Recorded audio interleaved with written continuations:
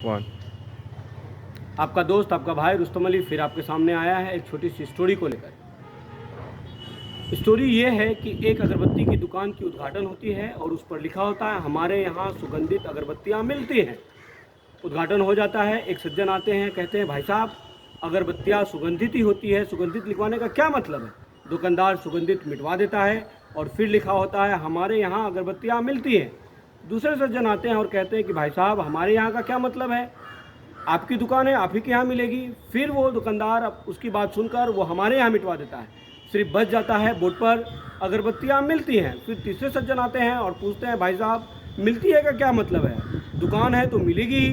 फिर वो मिलती हटवा देता है, फिर दुकान पे क्या बच जाता है, अगरबत्तियाँ। फिर चौथे सज्जन आते हैं और पूछते हैं भाई साहब ये अगरबत्ती की दुकान है, अगरबत्ती ही मिलेगी। वो अगरबत्ती मिटवा देता है। कुछ दिनों के बाद उसका धंधा चौपट हो जाता है, धंधा चल नहीं रहा होता है। एक दोस्त आता है और उसको पूछता है अरे भाई तुम क्यों मुंह लटकाया हुआ है, क्यों उदास है। वो बताता है कि भाई साहब इतनी बड़ी दुकान खोल रखी है और दुकान चल नहीं रहा है। वो वहाँ से उठता है और बाहर की तरफ जाता है और चारों तरफ देखता है।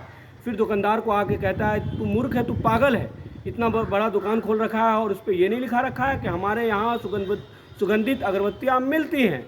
वो अचंभ हो जाता है, भाई साहब यही लिखवा रखा था। तो मेरे दोस्तों, इस छोटी सी स्टोरी से ये समझने को मिलता है लोगों की राय लेना बंद कीजिए, अपना काम अपने विवेक अपनी बुद्धि से काम कीजिए। अगर लोगों की बात सुनिएगा आपका धंधा चौपट हो जाएगा। जय हिंद।